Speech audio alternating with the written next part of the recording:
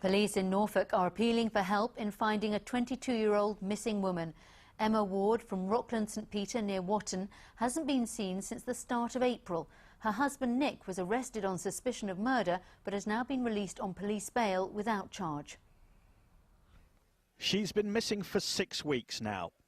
This is 22-year-old Emma Ward on a night out. I don't know if her face looks familiar to you at all.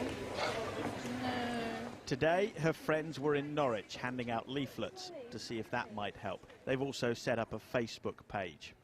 She was always happy, always sort of up for a laugh, up for doing anything you wanted. She was just an amazing person. She lived for her daughter. She loved her to pieces. She'd do anything for her and she'd just never leave her, basically. Emma lived here in the village of Rockland St Peter with her husband Nick and her 2-year-old daughter.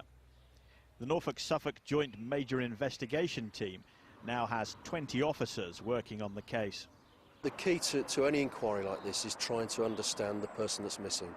So we're doing a lot of work with family, friends, trying to identify the sort of person that Emma was, where did she go, where did she frequent, and that will really drive a lot of the work that we're doing. You really worried about her now? I am really worried about her, yeah. I just want her to come home. I just want to know she's okay.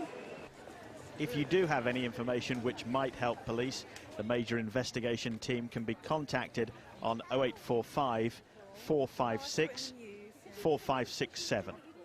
Mike Liggins, BBC Look East, Norfolk. The father of an RAF pilot who was killed when his Chinook helicopter crashed in Scotland believes his son will now be cleared of blame. Jonathan Tapper, who came from Norfolk, was flying the helicopter in thick fog when it crashed in 1994. All 29 people on board were killed. Today, the Defence Secretary announced an independent review of the evidence. A bill to scrap plans for the unitary councils for Norfolk and Suffolk has been introduced in Parliament today. Norwich had been preparing for unitary status, which would have meant running all its own services. The City Council says it's still not giving up. The city keeps coming back to it. The city keeps on voting for representatives that overwhelmingly support a unitary council, and it's the right answer for the city going on into the future. So I think we'll come back to it if it goes away now. Trading standards in Suffolk have used a new type of sting operation to catch rogue traders. They rented a house and called in a range of tradesmen to do repairs, but the workers didn't know they were being filmed. We come upstairs. This is the bedroom. It's just an ordinary two-bedroomed house in the Lowestoft area, or so it appears. And here's our bathroom. For Mary Baines, for the last 6 months it's been her second home. Mary's a trading standards officer. She's been posing as an ordinary householder as a succession of local traders came to call. And this is the very comfortable lounge, but they tell me, round about, there are no less than 9 hidden cameras, and they have to tell me where one of them is. A nice little handbag here. Just there. You can hardly see it. Suitably disguised, here they are at work, tackling simple faults in a number of household appliances. This computer repairman has an unorthodox approach. He certainly had a strange technique, turn it over and give it a good shake, see what happened, and then was explained to us that it was about to burst and about to explode, really. It's hardly surprising after how he handled it. Do you really want to know what it is? That's complete write-off. It was a very simple fault. All the faults we introduced in the house were very simple faults for that reason. Things like blown fuses, loose wires, and that's what it was with the computer. The computer was perfectly functional. It was only just over a year old. Put the cable back and it works fine. Some repairmen failed to fix the faults. Others charged over the odds. Others didn't turn up at all. But the good news is that most who visited the house did a good job at a fair price. Kim Riley, BBC Look East, Suffolk. The organisers of the Norfolk and Norwich Festival say it generated a record amount of money for the local economy this year. The events raised a total of £9.2 million, which is £2 million more than last year. The festival runs for 2 weeks and finished last weekend. This year the total audience was just under 300,000 people.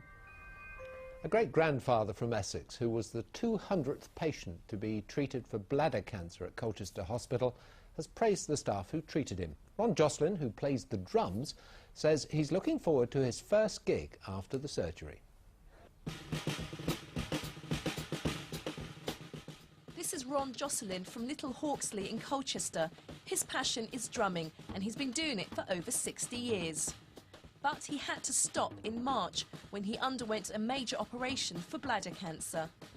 I went and saw the consultant and he advised me that the bladder should come out.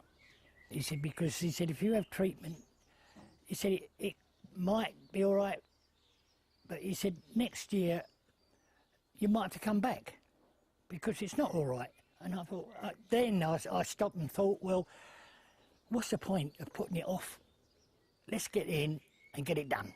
Ron was the 200th patient to be treated at a special cancer unit at Colchester Hospital. They do around 70 operations for prostate and bladder cancer every year. Catching the disease as early as possible is crucial.